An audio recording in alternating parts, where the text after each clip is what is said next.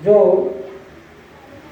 अपना स्वयं का भरण पोषण करने में असमर्थ है, किसी निःशक्तता के अधीन या वृद्धाश्रम या अपनी शारीरिक किसी कमजोरी के कारण जो अपना स्वयं का पालन पोषण नहीं कर सकते हैं, इसके विषय में मैं, क्योंकि हम कानून से संबंधित है, इसलिए कानूनी जानकारी आप लोगों को देना चाहूँगा। आपके चौमेला तालुका विधिक सेवा समिति में आप हमारे न्यायालय परिसर में विधिक सेवा समिति का एक प्रावधान बना हुआ है। अगर कोई व्यक्ति जो कानूनी सहायता लेना चाहता है या अपना भरण पोषण प्राप्त करने के लिए अक्षम है, तो कानून में प्रावधान है कि वह अपने किसी जो सक्षम आश्रित है, जैसे पिता अपने बेटों से या माता अपने बेटों से भरण पोषण प्राप्त करने के लिए कानूनन अधिकारी है और उन्हें इस अधिकार का उपयोग करना चाहिए। और जिनको इस प्रकार की सहायताएं उपलब्ध नहीं होती, वो हमारे यहाँ पर निःशुल्क आवेदन करके जो विधिक प्रावधान है उनके तहत ऐसी सहायता प्राप्त कर सकते हैं। कानून में इन निःशक्तजन या वृद्धाश्रम या वृद्ध व्यक्ति जो इन योजनाओं के लिए हकदार हैं, उनको दिलवाए जाने के लिए सरकार भी आबद्ध है और हमारी विधिक सेवा समिति, जिला विधिक सेवा प्राधिकरण झालावाड़, इन किसी में भी आवेदन करके इन योजनाओं का लाभ प्राप्त किया जा सकता है। आज यहाँ पर पधारे सभी महानुभावों का पुनः स्वागत है। धन्यवाद। अधिकांश इस तरह के मामले आप ही के पास पहुंचते हैं। बहुत अच्छी बात बताई है कि इसी प्रकार किसी के और भी समस्या हो तो कार्यक्रम के बाद में हम आपको बता भी सकते हैं। अब मैं कार्यक्रम को आगे गति देने के लिए माननीय उपखंड अधिकारी महोदय को आमंत्रित करता हूँ कि इस अवसर पर सभी का मार्गदर्शन करें।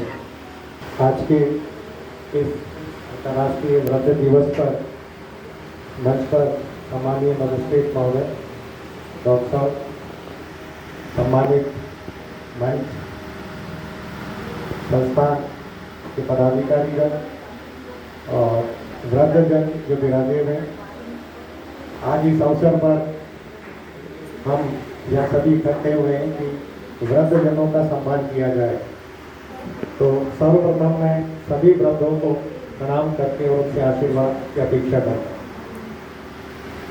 मजिस्ट्रेट साहब ने जैसा बताया कि विधिक सेवा समिति के माध्यम से वृद्धजनों को सरकार ने कानूनी अधिकार दिए हैं, उसी प्रकार से हमारे राजस्व न्यायालयों में भी वृद्धजनों के जो अधिकार है वो सुरक्षित है। साथ ही आज के दिन मैं ये कहना चाहूँगा कि हम सभी मिलकर इन वृद्धजनों का ख्याल रखें, इनका ध्यान रखें, इनका आशीर्वाद दें, क्योंकि इन्होंने जो अपना जीवन जो व्यतीत किया है, जो अनुभव इनके पास है, जो योग्यता इनके पास है, जो ज्ञान का भंडार इनके पास है, उससे हमारे समाज को दशा और नई गति मिलने की पूरी संभावना है।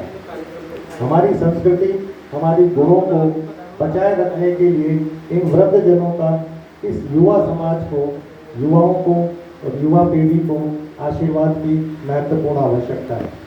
तो मैं यही कहना चाहूँगा कि पूरे समाज में हम अपने सभी वृद्धजनों का सम्मान करें, उनसे शिक्षा लेवें, उनसे आशीर्वाद लेवें, तभी हमारा ये दिन सार्थक होगा। इस संस्थान ने जो वृद्धाश्रम चलाया है, ये बहुत ही पुण्य का काम है। तो संस्थान का भी मैं बहुत ही धन्यवाद दूंगा और आभारी रहूँगा कि वो एक बहुत ही मानवता का और एक पुण्य का काम सरकार के सहयोग से कर रहे हैं। लेकिन संस्थान से मैं अपेक्षा भी करूँगा कि वो अपना ये कार्य बहुत ही बेहतर ढंग से करें और राज्य सरकार से अगर किसी भी प्रकार की कोई सहायता की आवश्यकता है तो आप बताएं। और यहाँ पुनः सभी को शुभकामनाओं के साथ थैंक यू।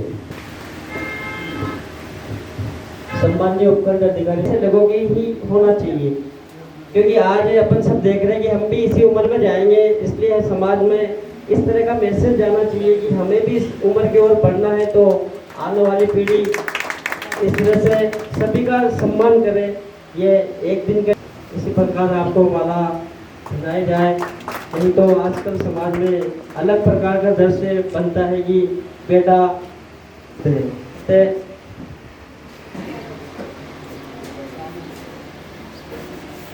सामू भाई, श्रीपति सामू भाई वो भी पधारे।